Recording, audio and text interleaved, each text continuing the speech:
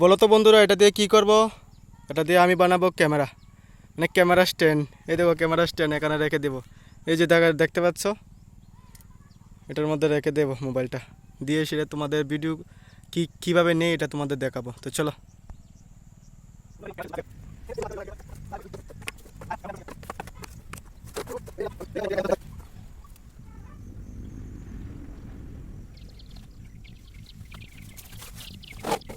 আমার নতুন ভিডিওতে জানাই তোমাদের অনেক অনেক স্বাগতম। বন্ধুরা, ভিডিওটা কেমন লাগলো অবশ্যই তোমরা জানাবে, আর ভালো লাগলে অবশ্যই আমার পাশে থাকবে। চলো বন্ধুরা, আর তো বইয়ে থাকলে হইতো না, কারণ খেতে যেতে এসে কাজ করতে লাগবো। আর কি কাজ করুন তোমরা দেখবা। এই যে এখানে আছে ফাল্লা, এই ফাল্লাটি আছে না এখানে ফাল্লা, তো সামনেও আছে, এদিকেও আছে।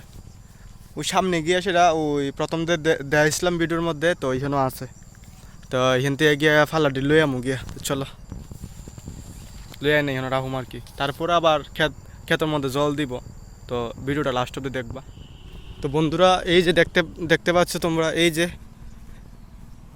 এই যে পাল্লাগুলি, এটা বিশেষ করে তোমার পটল গাছে দেওয়া হবে। পটল গাছে চার দেওয়ার উদ্দেশ্যে এটি বানানো হয়েছে।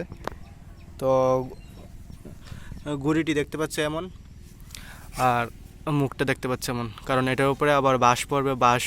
বাঁশ আবার বেঁধে নেব, তারপরে চার পড়বে। তো চলো, তা আমাকে একাই নিতে হবে, কারণ বাবু অন্য কাজ করবে। তো চলো এনে নেওয়া যাক, তারপরে তোমাদের সঙ্গে আবার কথা হবে।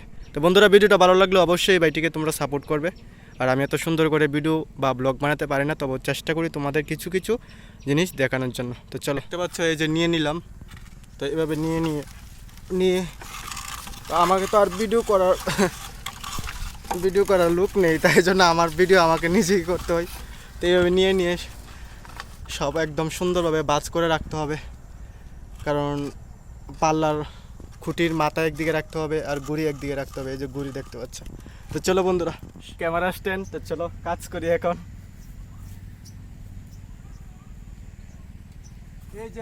এই যে দুটা মাথা দেখতে পাচ্ছ, এই দুটা মাথা একদিকে রাখতে হবে। চলো তাড়াতাড়ি করে কাজ করে নেই।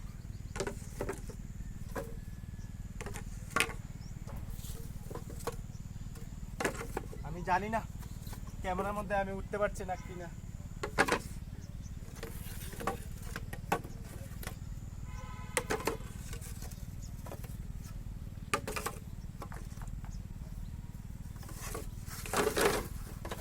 বন্ধুরা, এই যে নিয়ে নিলাম।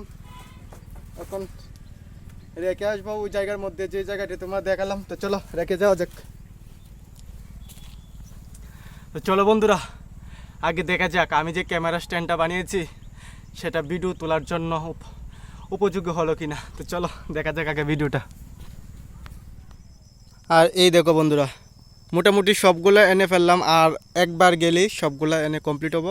তাই শুধু এখানে রাখলে হবে না, এখানে রেখেছি অল্প, আর এখানে রেখেছি।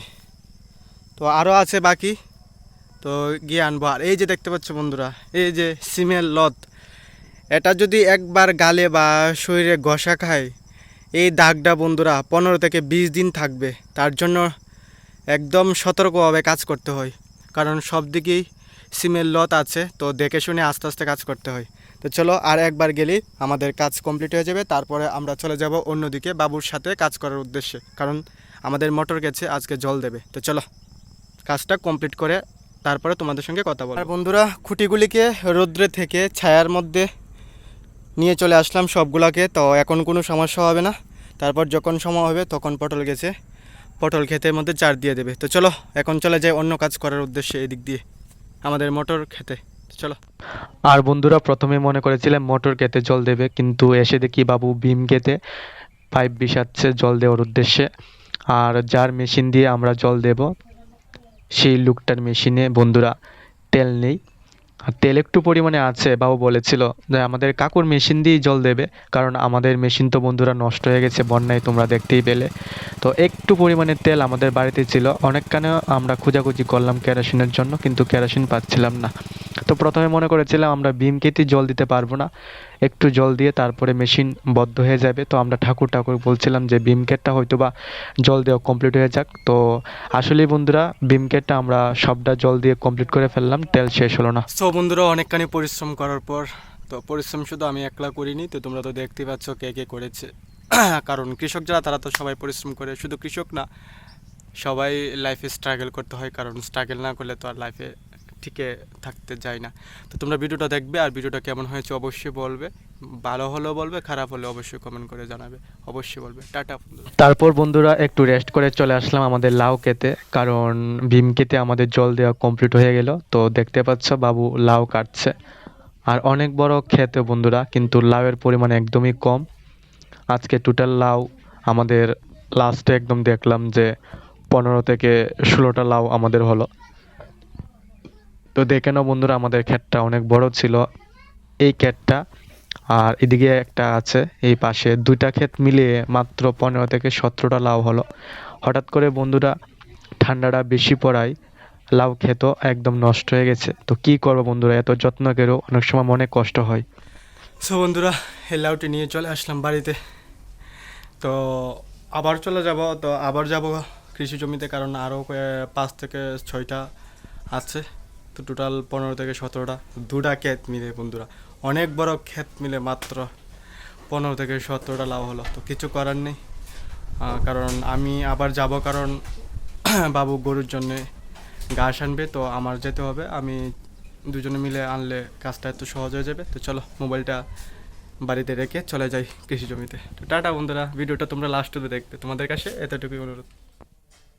সো বন্ধুরা, আমিও চলে আসলাম একদম স্নান টান করে। তো তোমরা দেখতেই পেলে প্রায় ঘড়িতে 2টা বেজে গেলো। তো এখন চলে যাবো ভাত খাবো, তো ভাত খেয়ে আবার রেস্ট করবো। তো তোমরা ভিডিওটা লাস্ট অব্দি দেখবে, এটাই তোমাদের কাছে অনুরোধ। আর ভালো লাগলে খারাপ লাগলে অবশ্যই কমেন্ট করে জানাবে। তো টাটা বন্ধুরা।